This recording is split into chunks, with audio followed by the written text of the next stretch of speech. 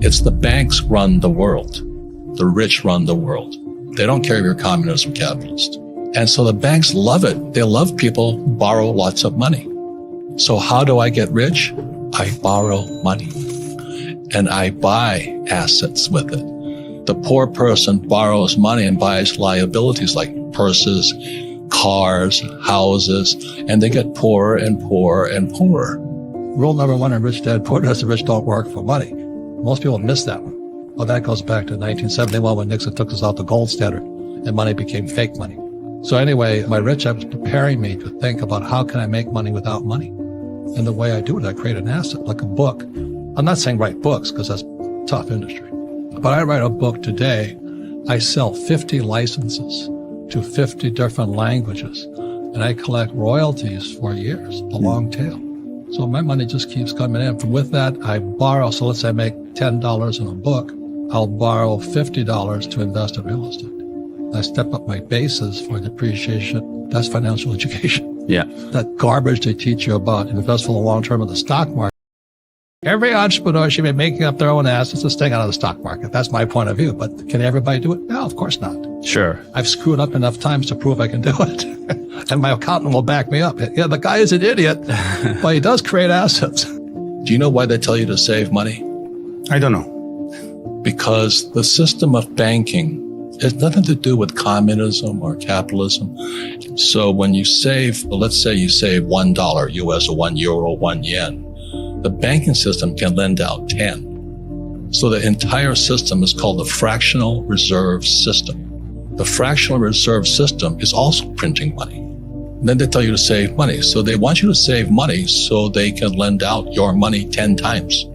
So your dollar became worthless 10 times over. And then they used to pay you 10% interest on your money. Now it's at best 1%. And they're still lending it out 10 times. So that's why you don't save money, is because your money is becoming worth less and less and less and less and less. The banks are getting richer and richer and richer. Then they tax you on that interest they pay you. That 1% interest, if they pay you that much. Japan is 0. And the Japanese are so stupid, they still save money. We also have 0. And they still save money. How stupid is that? That's what I would question. So how come that happens? Now, if I borrow money, guess what? Do I pay taxes on debt? I guess no. Why is that? This is what I'm saying, okay? Question everything. Okay. So when they lend out money, that's how money is created. Money is debt. They lend out, why is debt tax-free? I don't know. Because that's how money is created. And so the banks love it. They love people who borrow lots of money. But I use debt. I borrowed $300 million after the crash, dollars. In 2000, by 2010, I had borrowed $300 million to buy real estate. That made me rich. And the interest rates kept coming down, so that my cost of money kept coming down. And so everybody else is saying, oh, you should get out of debt. You know why? Because they don't question the hypnosis they're under. You've been hypnotized to work hard for money, to save it. The fractional reserve system prints it. And then they pay taxes after taxes. So I have all this debt and I get rich. Passive income is generally what happens when you invest in the stock market. I mean, portfolio income. So they say, well, I bought Tesla at 100, it went up to 200, and I sold it. So I made $100. That's portfolio income. That's taxed at the next higher level. So when I have passive income, it's tax-free. Getting passive income, you have to know what you're doing. So that's why I have the best, first of all, bookkeeper, accountants, attorneys, bankers. I operate as a team. Just like when we flew into combat, we're a team. And most people are trying to do it self-employed way. You know, I'm a good computer programmer. Good. You pay the highest taxes, you work the hardest, you don't get ahead that way. But that's what most people, they want to do it on their own. You know, if you want it done right, do it by yourself. And an employee is always saying the same words. I'm looking for a safe, secure job with benefits and a paycheck and a pension. That's what they're looking for. The tax law are nothing but incentives, not punishments. So if you donate, I just donated money to the food bank because they're out of food. So it's $10,000. I get a tax break. I don't donate money to the food bank, no tax break. So because I have 7,000 rentals in apartment houses, I got a tax break. You know why? Because I'm providing housing.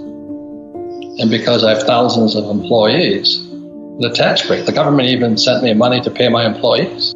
Because I'm one of those kids that don't like school. You know, school is good for people who like school. But here was my poor dad, head of education, PhD, on the governor's board of Hawaii and all this stuff. And his kid, me, I'm flunking out of school because I can't read, I can't write. I said I couldn't read, I couldn't write. I was bored out of my mind. I was just, hey.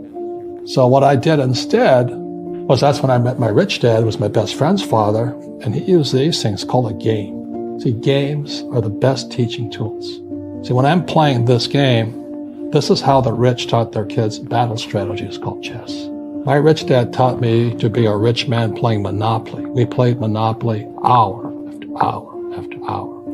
The formula for great wealth of Monopoly is 4 greenhouses, 1 red hotel. So today in Arizona, I own 8,000 greenhouses and several red hotels.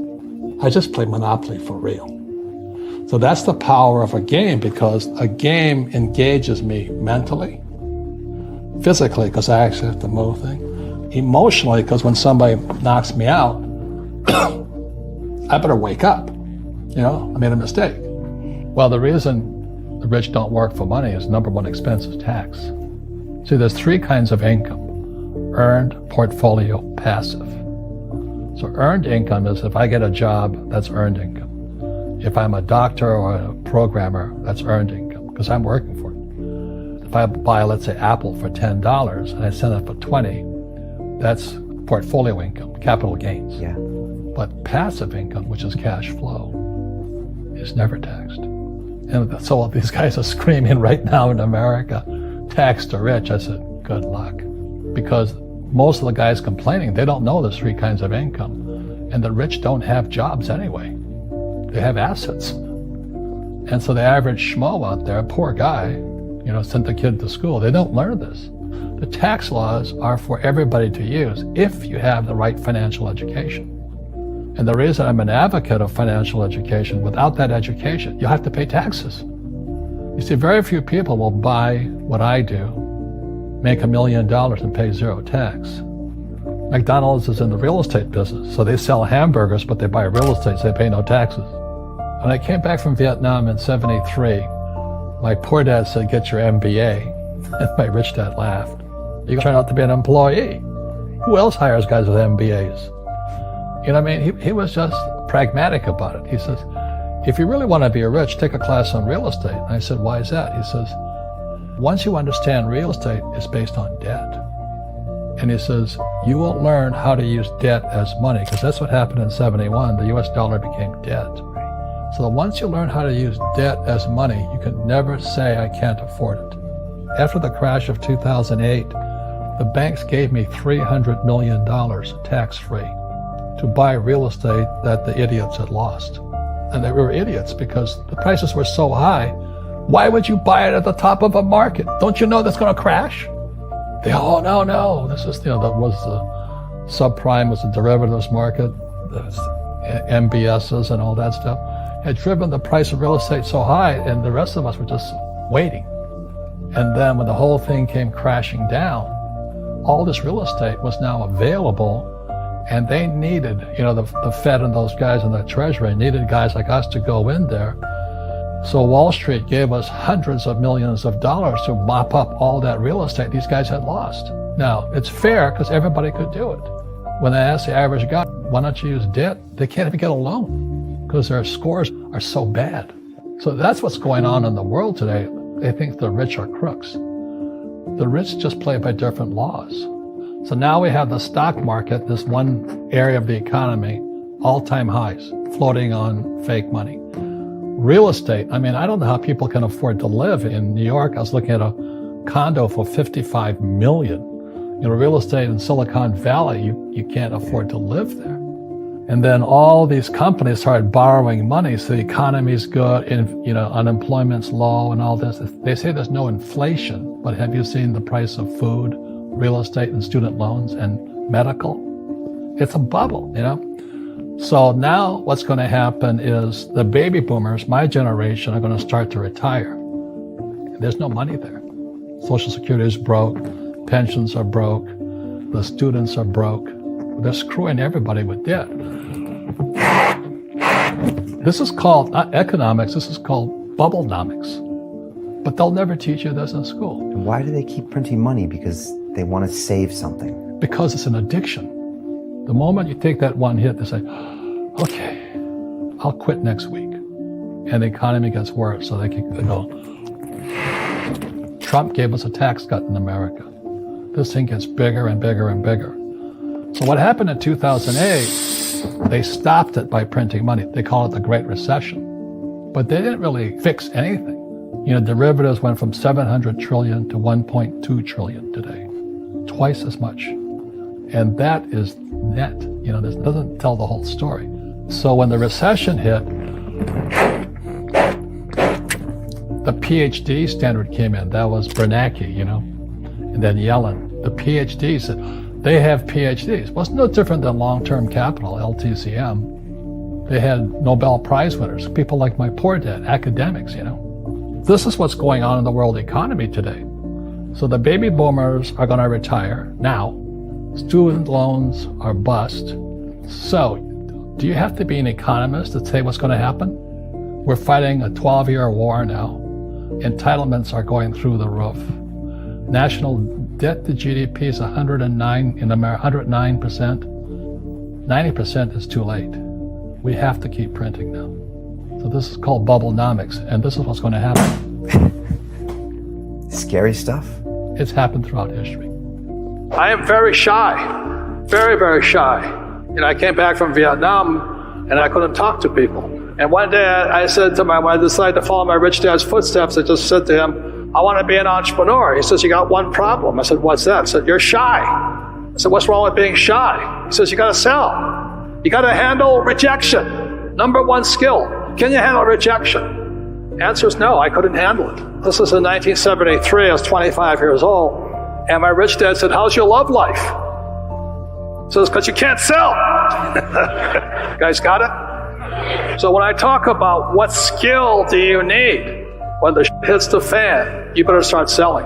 So I went to work for Xerox in 1974 so I could learn how to sell. It took me 4 years, and I was number one.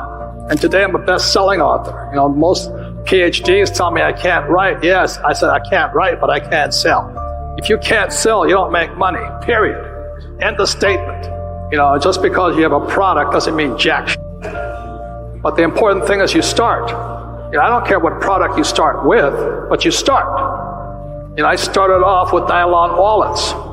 Success wiped me out. You know, we couldn't sell, and all of a sudden it took off. Then I couldn't finance because the sales kept going through the roof. Now, trouble is I kept borrowing and I couldn't sustain the sales. Next lesson. But that's how we learn.